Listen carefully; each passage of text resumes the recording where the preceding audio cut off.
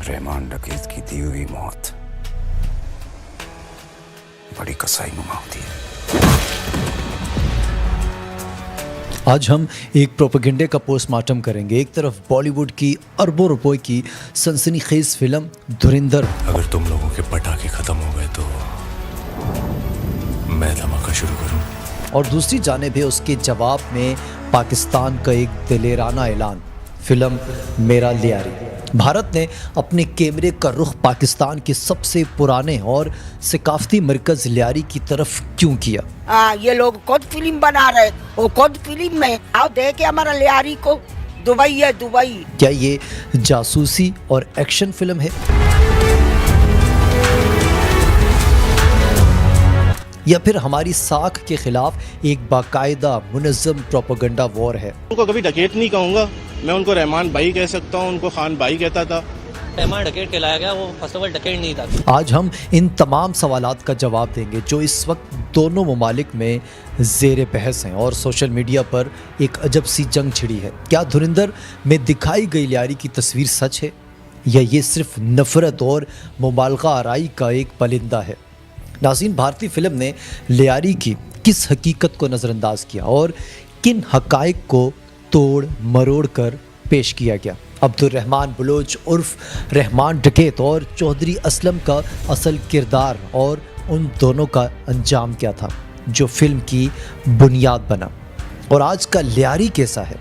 क्या वो वाकई गैंग वॉर का मरकज़ है या अमन, सकाफ़त और फ़न का गहवारा बन चुका है?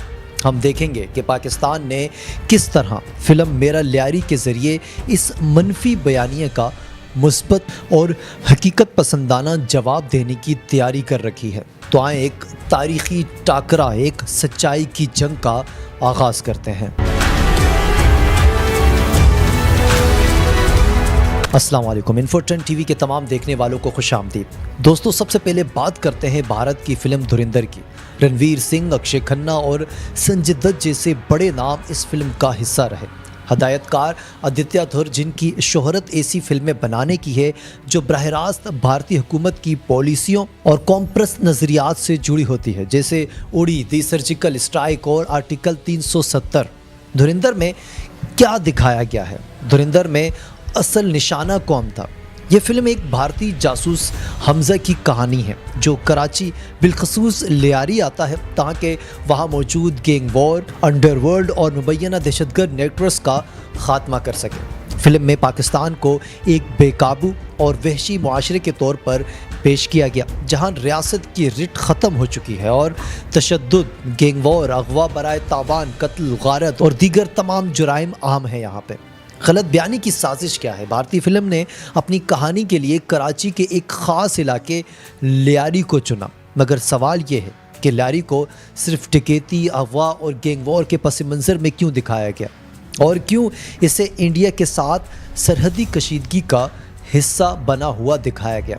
नाज़रीन, नाक़िदीन कहते हैं कि ये प्रोपेगेंडा और तफरीक का ऐसा मलखूबा है जो पेचीदा तारीख़ हक़ाइक़ को जानबूझकर यकतरफ़ा कहानियों में बदल दिया गया है।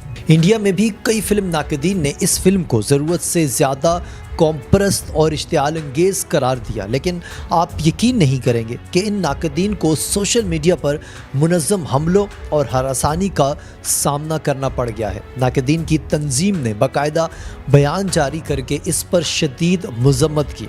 तो ये साबित करता है कि इस फिल्म का मकसद सिर्फ तफरी नहीं था, बल्कि एक मखसूस बयानिया अपनी कौम पर मुसल्लत करना और पाकिस्तान को बदनाम करना था। अब आते हैं फिल्म के मरकज़ी किरदार यानी लियारी की हकीकत की तरफ। भारत ने लियारी की एक तारीख तस्वीर पेश की है, मगर क्या आज का लियारी वैसा ही है जैसा दिखाया गया है? लियारी जो कराची का सबसे पुराना और सबसे गुंजान आबाद इलाका है, इसकी कहानी सिर्फ गैंग वॉर नहीं है। लियारी एक मुनफरिद सकाफ़त और बरसगीर में शायद ही कहीं और मिलती होगी। लियारी की दरख्शां सकाफ़त और खेल ही द रियल लियारी की मंजरकुशी करते हैं। दुनिया में लियारी की सबसे बड़ी पहचान उसका स्पोर्ट्स कल्चर है। लियारी को मिनी ब्राज़ील भी कहा जाता है। फुटबॉल, बॉक्सिंग और दीगर खेलों में यहाँ के नौजवानों ने बैनुल अक़वामी सतह पर پاکستان کا نام روشن کیا۔ یہ علاقہ زندہ دلی، ثقافتی فخر اور روایتی ماحول کی علامت ہے۔ ان مثبت پہلوؤں کو بھارتی فلم نے مکمل طور پر نظر انداز کیا۔ اب چلتے ہیں اس کے دوسرے حصے یعنی گینگ وار کا تلخ ماضی اور دو متضاد کردار کی جانب۔ یہ حقیقت ہے ناظرین کہ 1980 اور 1990 کی دہائی میں لیاری جرائم پیشہ گروہوں کے زیر اثر آیا۔ یہ وہ تاریک دور تھا جب دو متضاد کرداروں کی وجہ سے یہ علاقہ منفی خبروں کی زینت برآ رہا۔ عبد الرحمان بلوچ المعروف رحمان ڈکیت کی کہانی لیاری میں جرائم کے عروج کی کہانی ہے۔ اس نے اپنے گروہ کو منظم کیا، بطخوری اور اغوا کی وارداتوں میں ملوث دکھائی دیا۔ لیاری کی تنگ اور پیچیدہ گلیوں کا فائدہ اٹھاتے ہوئے اس نے ایک ایسا طاقتور نیٹ ورک قائم کیا جہاں ریاستی اداروں کا آزادانہ داخلہ تقریباً ناممکن تھا۔ گولیوں، ہینڈ گرینیڈ اور بھاری اسلحہ کا استعمال معمول بن چکا تھا، جس کی وجہ سے لیاری کے اسکول، بازار اور روزمرہ کی زندگی ٹھہر سی گئی تھی۔ رحمان ڈکیت کی زندگی کا اختتام 2009 میں ایک مبینہ پولیس مقابلے میں ہوا جسے گینگ وار کے خلاف ایک فیصلہ کن موڑ مانا جاتا ہے۔ دوسری طرف اس دور میں کراچی پولیس کے معروف افسر چودھری اسلم قانون کی رٹ بحال کرنے کی علامت بن کر ابھرا۔ انہوں نے لیاری کے جرائم پیشہ گروہوں کے خلاف براہ راست اور دلیرانہ کارروائیاں شروع کر رکھی تھیں۔ ان کی قیادت میں کئی بڑے آپریشن ہوئے جن کا مقصد گینگسٹر کے منظم نیٹ ورک کو توڑنا تھا۔ انہوں نے ذاتی طور پر کئی حملے برداشت کیے اور اپنی جان کو خطرے میں ڈال کر گینگسٹرز کو ختم کرنے کی مکمل کوششوں میں مصروف رہا۔ وہ کراچی میں بدامنی کے خلاف جنگ کا ایک بڑا چہرہ سمجھا جاتا تھا۔ یہاں یہ بات صاف ہے کہ پاکستان کے اندر ہی ایسے کردار موجود تھے جنہوں نے اس گینگ وار کو جنم دیا اور ایسے ہیرو بھی موجود تھے جنہوں نے اسے ختم کیا، لیکن دھرندر نے ہماری اپنی کہانی کو اپنا دشمن دکھانے کی بھرپور کوشش کی۔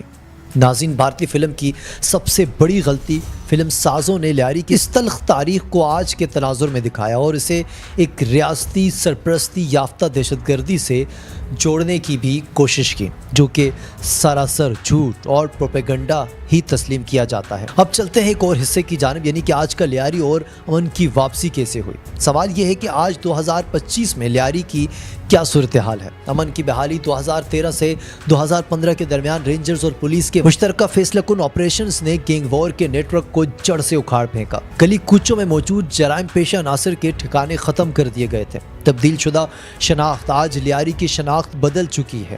لیاری میں سرگرم تنظیموں کے گینگ وار تقریباً ختم کر دیے گئے ہیں۔ بازار بحال ہو چکے ہیں، لوگ آزادانہ نقل و حرکت کرتے ہیں۔ آج کے لیاری کا نوجوان فٹ بال کا بوٹ پہنتا ہے، ہینڈ گرینیڈ نہیں استعمال کرتا، وہ باکسنگ کی ٹریننگ کرتا ہے، گینگ وار نہیں بنتا۔ یہ علاقہ اب امن، ترقی اور فخر کی علامت سمجھا جاتا ہے۔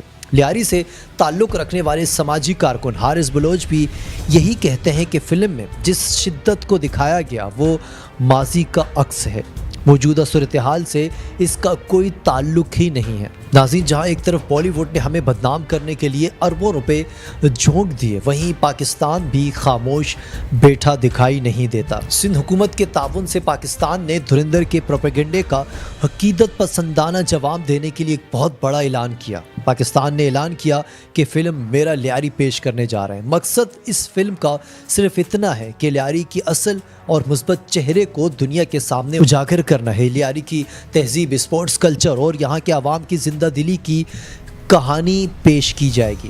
عوامی وقار کی نمائندگی ہوگی۔ سندھ کے سینئر وزیر شلجی انعام میمن نے واضح کیا کہ میرا لیاری صرف ایک فلم نہیں ہے بلکہ یہ لیاری کی عوام کی آواز، ثقافت اور وقار کی نمائندہ بھی ثابت ہوگی۔ ناظرین، کاسٹ کی بات کر لیتے ہیں۔ اس فلم سے دنانیر مبین، جنہیں پاوری گرل کے نام سے شہرت ملی، فلمی دنیا میں قدم رکھنے جا رہی ہیں، جبکہ سینئر اداکارہ میں سمیہ ممتاز بھی اہم کردار ادا کرتی ہمیں نظر آئیں گی۔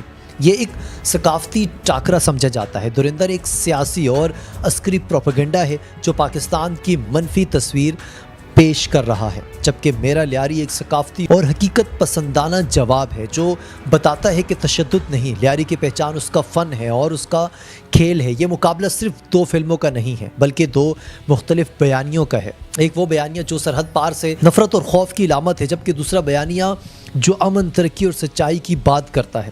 تو دوستو، یہ تھی اس پورے معاملے کی حقیقت۔ پروپیگنڈا فلمیں عارضی طور پر سینما گھر تو بھر سکتی ہیں لیکن سچائی کو زیادہ دیر چھپایا نہیں جا سکتا۔ یہ ہم پاکستانی اپنی تاریخ، اپنی ثقافت اور اپنے شہروں کی کہانیاں خود سنانے کی بھرپور صلاحیت رکھتے ہیں۔ ناظرین، ہمیں آپ کی رائے جاننا ہے، کیا آپ کو لگتا ہے کہ میرا لیاری دھرندر کے منفی اثرات کو زائل کر پائے گی؟ نیچے کامنٹس میں جائیں، اپنی رائے کا اظہار ضرور کیجیے۔ اگلی بار تک کے لیے مجھے اجازت دیجیے، پھر ہوگی آپ سے ملاقات۔